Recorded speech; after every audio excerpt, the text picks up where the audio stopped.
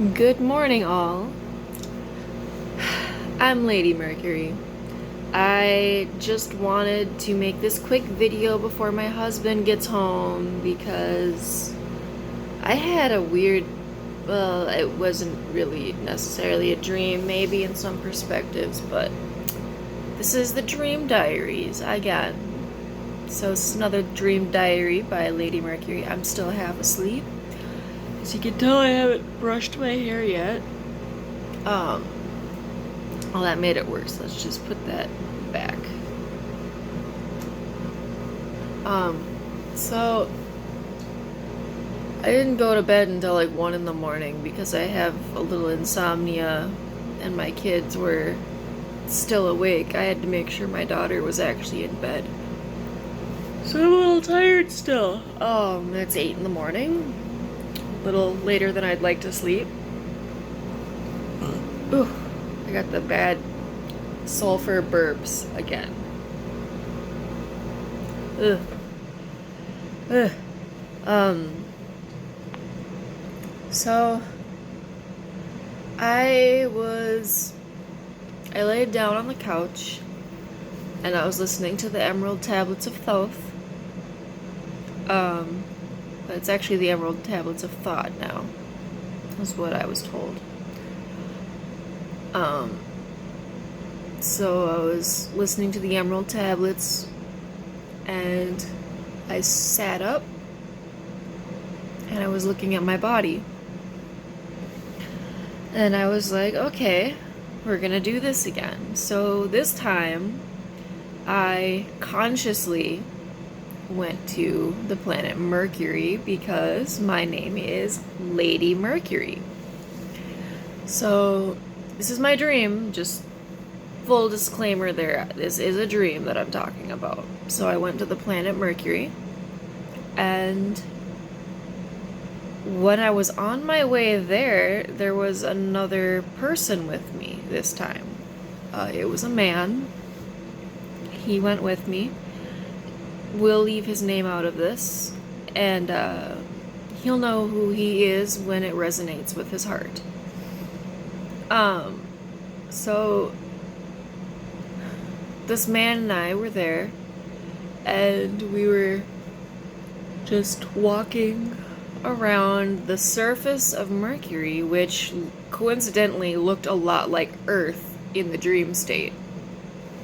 And if you look at the planet Mercury's specs, it does look very similar to our planet as far as habitability goes, minus the fact that the magnetic field is so weak that it cannot retain an atmosphere.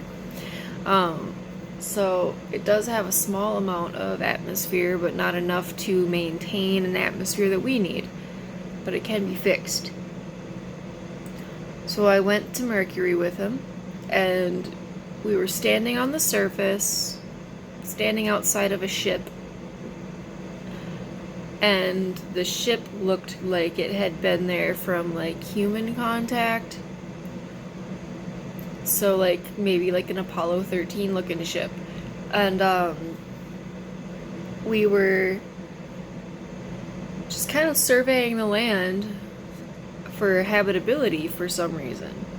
Now, this is odd because we were both aware that it was a dream, and we were both aware what we were doing and where we were. That's the odd part. He wasn't a spirit guide. This was a person. And we were just kind of talking, and all of a sudden this sandstorm hits. So there's this big sandstorm, and like we're in like the suburb area of, let's just throw a random city out there, like the suburb area of Forest Lake kind of looking place. So like there's trees everywhere, there's a lake, there's some sand in some places, I would assume because of the sandstorms that blow through there. But there was this big sandstorm, and it like came out of nowhere. We had no warning, and I looked behind us and I said, oh my god, there is a sandstorm. Sorry, the cat was Stop scratching on the blanket. Cats. So I said, oh my god, there is a sandstorm there. And he was all like, he kind of just looked back, and by the time that he had to look behind him and the time that we had to react was non-existent, because that sand had already buried him completely, like up to his head. I had to yank him out of the sand, and then I was like getting buried in the sand. And then the sandstorm was over, and then we like jumped out of the sandstorm and looked for a cave and saw the next wave coming. So we ran to the cave, and then we were in like Hollow Earth type of a scenario where we went into the cave and then there was another existence inside this cave. So you walk into the cave and the gravity flips around, so you're walking on what would have been underneath the ground. But like, so here's the ground, this is the top of the surface of the planet, right here. Abandoned houses, abandoned suburbs everywhere, trees everywhere, and now you're going into the cave and you're walking like this. So like, it was kind of neat. And then, so we're walking around, and we noticed that there's like also houses and trees and stuff under here. And there's a light source. It was kind of cool. And then he just like up and disappears. Like, there was no, like, he wasn't leaving or anything. He just up and disappeared. I assume he woke up or something. I don't know. So I'm walking alone in this unknown area of Mercury. And there's like this big building. So I go, oh, there's my alarm to wake up.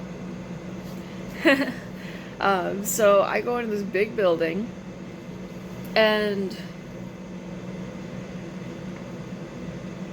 there were these beings everywhere, like big beings. They kind of reminded me of the bounty hunter from Lilo and Stitch. Kind of looked like that. And they had like these cables sticking out of them, like these big black cables that were oozing black goo. What are you doing, cat? Oh, that wasn't the cat. Wow. Okay, we're doing this now. So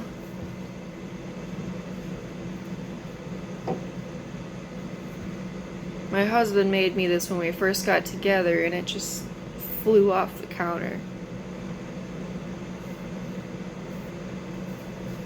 Thought that was the cat, but the cat's on the other side of the table. So these creatures were oozing black goo, and I'm like, keep looking back at it to see if it moves.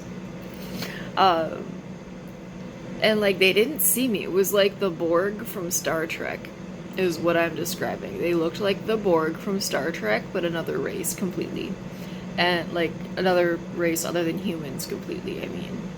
And like, none of them saw me, and they were all like standing in charging stations, like in Star Trek, the Borg's charging stations. They were standing in them, and like, I just kept looking around for somebody who was like me, not like them, but they were all just connected to the Matrix of some sort.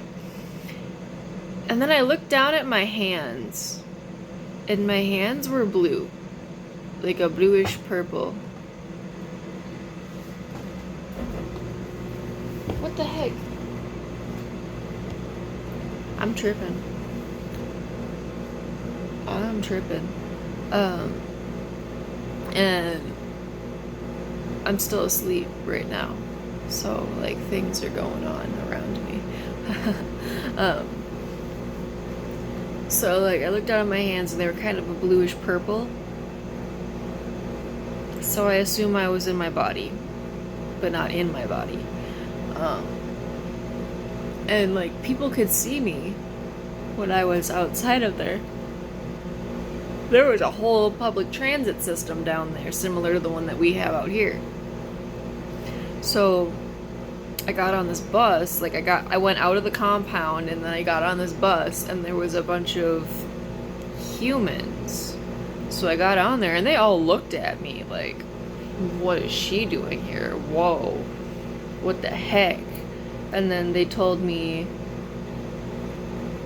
I'm trying to remember the exact words that were used, something to do with you're the last of your kind on this planet. And I looked at them like, really? Really? So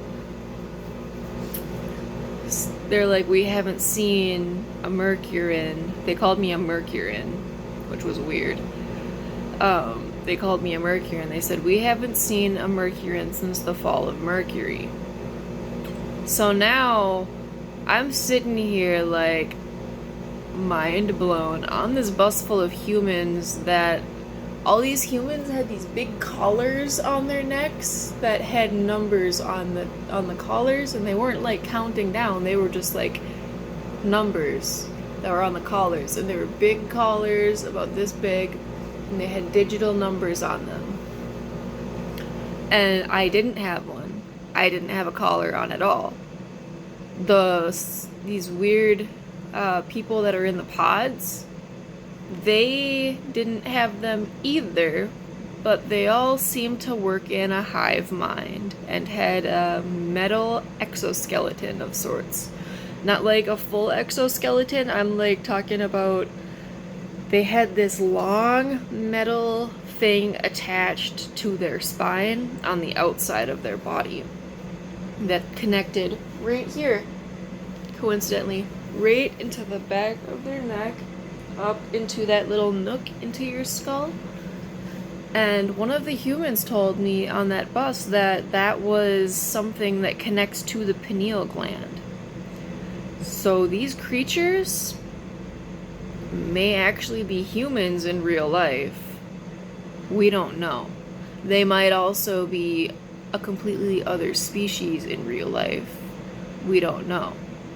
All we know is they were controlling these bodies through this metal exoskeleton that pierces through the pineal gland and through the pituitary gland as well, to limit them from being conscious, to keep them unconscious and keep them into robot flesh bodies on another plane. This is my dream. Again, we're gonna do another disclosure. I'm talking about a dream that I had. Oh, my hair is a mess. I should really get together right now, but this dream diary, I gotta say it while it's still fresh in my mind. So I got on the bus, the people were talking to me, we were talking about what those people were, and all of a sudden, this lady gets on the bus and is talking to my driver, and my bus driver turns around and she's all like, kind of scared facial expression, and the lady on the bus was all like, hey, my tables are in the bike rack. Now, if you know anything about public transit, there's a bike rack on the front of the bus sometimes that you can put your bikes on. And we looked at the front rack, and there were a bunch of random tables on the bike rack. So the bus driver stops. Lady gets out. I get out. Oh my god, I'm yawning. I'm tired. I need coffee. I get out of the bus, and I follow this lady, and she takes these tables into another compound full of those things, and she's feeding them. And I'm like, if you're not happy being enslaved, why are you feeding your captors? And she looked at me and said, my love, isn't that what you do on Earth? And at that moment, I woke up, and now I'm doing this video because I am awake now. So as soon as I woke up, I took care of my son, changed his diaper, fed him, and did this video.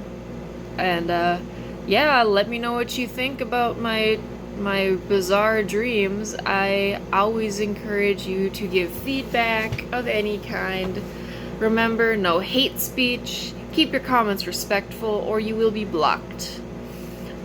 Stay happy, stay healthy, and remember, I love you all. This is Lady Mercury. See you next time.